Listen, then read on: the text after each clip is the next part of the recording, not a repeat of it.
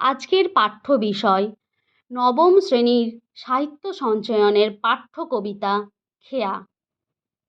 এই খেয়া কবিতাটি লিখেছেন বিশ্বকবি রবীন্দ্রনাথ ঠাকুর। কবিতাটি আলোচনার পূর্বে আমরা লেখক পরিচিতি সম্পর্কে জেনে নেব। কবির জন্ম 1268 বঙ্গাব্দের 25শে বৈশাখ কলকাতার জোড়াসাঁকোর বিখ্যাত ঠাকুর পরিবারে। তার পিতা মহর্ষি দেবেন্দ্রনাথ ঠাকুর ও মাতা সারদা সুন্দরী দেবীর 14তম সন্তান ছিলেন তিনি। বাংলা সাহিত্য জগতে রবীন্দ্রনাথের অবদান আমাদের প্রত্যেকের কাছেই জানা। সাহিত্য জগতে কাব্যগ্রন্থ, নাটক, উপন্যাস, ছোট গল্প, প্রবন্ধ, সঙ্গীত প্রভৃতি বিষয়ে রবীন্দ্রনাথের কৃতিত্ব অপরিসীম। এমনকি 1913 খ্রিস্টাব্দে 13ই নভেম্বর রবীন্দ্রনাথ তার গীতাঞ্জলি কাব্যগ্রন্থের ইংরাজি অনুবাদ সং অফারিংসের জন্য নোবেল পুরস্কারও লাভ করেন। কবির জীবনাবসান ঘটে 1348 বঙ্গাব্দের 22শে শ্রাবণ। শ্রাবণের ধারার মতো বাঙালির অশ্রুধারা সেদিন ভিজিয়ে দিয়েছিল তার শেষ বিদায়ের পথ। এরপর আমরা খেয়া কবিতাটির উৎস সম্পর্কে জেনে নেব। খেয়া কবিতাটি রবীন্দ্রনাথ ঠাকুরের চৈতালি কাব্যগ্রন্থের 19 সংখ্যক কবিতা। এই কাব্যগ্রন্থে মোট কবিতার সংখ্যা 79। কবিতাটির রচনাকাল 18ই চৈত্র 1302 বঙ্গাব্দ। এই সময় রবীন্দ্রনাথ শিলাইদহ ও পাতিসরে নদীবক্ষে পদ্মা নামক বোটে থাকতেন। এই কাব্যগ্রন্থের অধিকাংশ কবিতাই চতুর্দশপদী বা সনেট জাতীয়। খেয়া কবিতাটিও একটি সনেট। এই খেয়া একটি তদ্ভব শব্দ এবং খেয়া শব্দের অর্থ ছোট নৌকা। এরপর আমরা সরাসরি কবিতা পাঠে চলে যাব। খেয়া, কবি রবীন্দ্রনাথ ঠাকুর। খেয়া নৌকা পারাপার করে নদীর স্রোতে, কেহ যায় ঘরে কেহ আসে ঘর হতে। দুই তীরে দুই গ্রাম আছে জানা শোনা, সকাল হইতে সন্ধ্যা করে আনা গোনা। খেয়া নৌকা পারাপার করে। কাদের পারাপার করে? না, খেয়া নৌকা দুই তীরে দুটি গ্রাম আছে।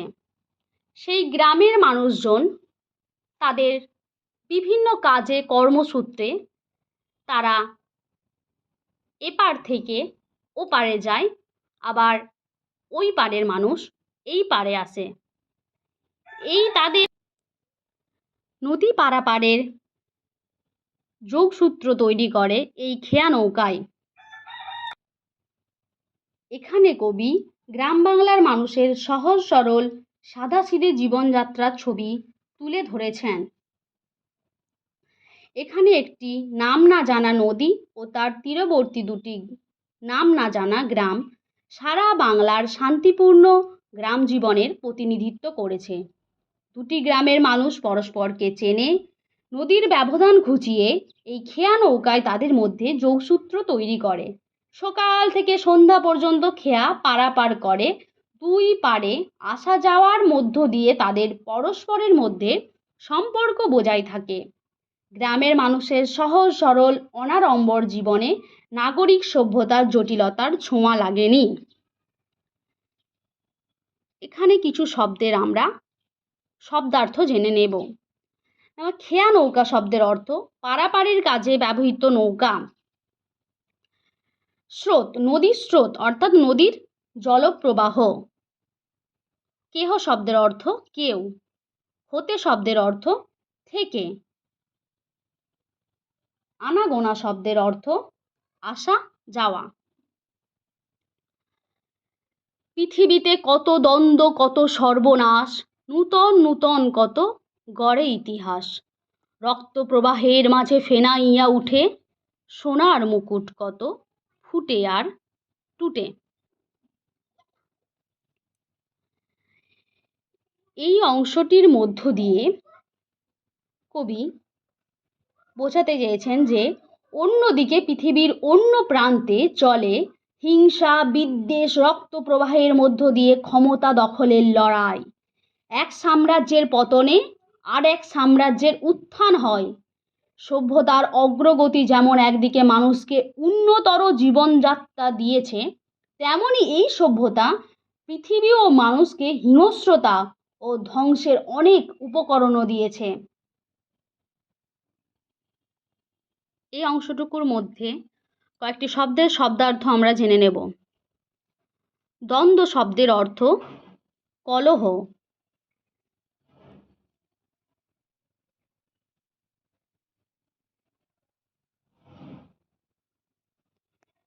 ফেনাইয়া উঠে শব্দের অর্থ পুঞ্জীভূত হয়। ফুটে শব্দের অর্থ প্রকাশিত হয়, আর টুটে শব্দের অর্থ ভেঙে যায়। সোনার মুকুট কত টুটে আর ফুটে অংশটুকুর অর্থ হচ্ছে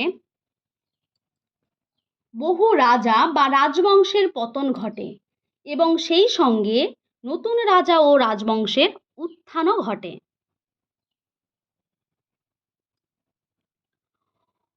হলাহল শব্দের অর্থ হচ্ছে বিষ, আর সুধা শব্দের অর্থ হচ্ছে অমৃত।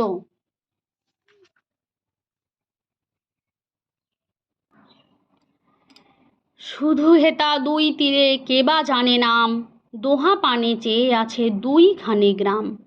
এই খেয়া চিরদিন চলে নদীর স্রোতে, কেহ যায় ঘরে কেহ আসে ঘর হতে। অর্থাৎ নাগরিক জীবনের এই উত্থান পতনের প্রভাব পল্লী গ্রামের জীবনে এতটুকুও পড়ে না। প্রাচীনকাল থেকেই তাদের জীবনযাত্রা একইভাবে বয়ে চলে। মানুষে মানুষের নিবিড় সম্পর্কই এই গ্রাম জীবনের মূল ভিত্তি। খেয়া নৌকা তাদের মধ্যে এই সম্পর্কের যোগসূত্র। হেতা শব্দের অর্থ হচ্ছে এখানে। দোহা পানে মানে দুইজন দুইজনের দিকে।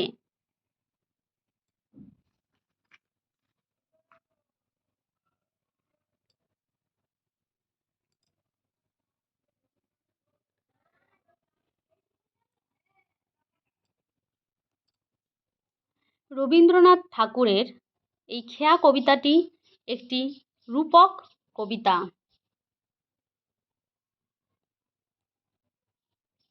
নমস্কার, আজ এই পর্যন্তই।